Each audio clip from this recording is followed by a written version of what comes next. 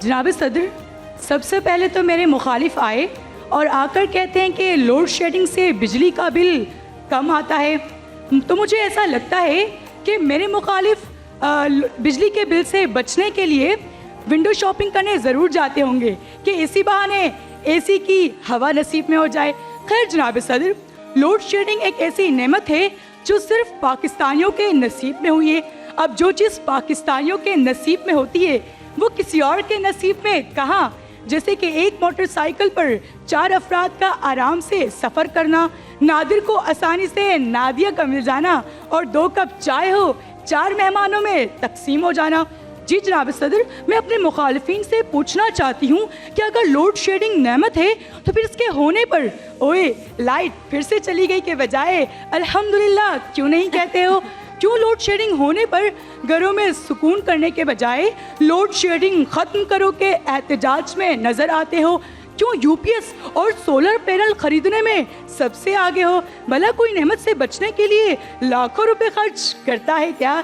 नहीं जनाब सदर, लोड शेडिंग को नेमत सिर्फ मेरे नादान मुखालिफिन ही समझ रहे हैं। समझदार इंसान इसे मसला समझता है और हल करने की कोशिश करता है। वर्ल्ड बैंक की रिपोर्ट इन द डार्क के मुताबिक बिजली के निज़ाम की नाअहली और लोड शेडिंग से पाकिस्तान को सालाना 18 अरब डॉलर का नुकसान होता है, जो इस बात का सबूत है कि लोड शेडिंग नेमत नहीं तबाही है।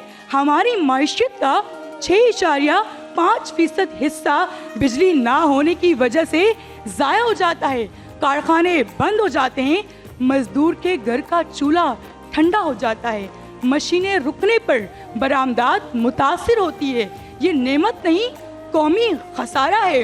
हस्पतालों में वेंटिलेटर, इंक्यूबेटर और दीगर मशीनें बिजली पर चलती हैं। ये नेमत नहीं मौत का इशारा है। साइंसी शोबे जैसे कि बायोकेमिस्ट्री, बायोटेक्नोलॉजी और कंप्यूटर साइंस बगैर बिजली के मुकम्मल तौर पर खामोश हो जाते हैं। ये नेमत नहीं इल्म के हुसूल में नुकसान है। जनाब सदर, नेमत तो वो होती है जो सुकून दे, आसानी दे और तरक्की दे। लोड शेडिंग तो जहनी दबाव, समाजी नुकसान और तालीम में खसारा पैदा करती है। इन हकाइक को मद्देनजर रखते हुए इस करारदाद को मुस्तरद कर दिया जाए। शुक्रिया, बहुत शुक्रिया। बहुत शुक्रिया जी। ये थी अतीका खान। मैं दावत दूंगा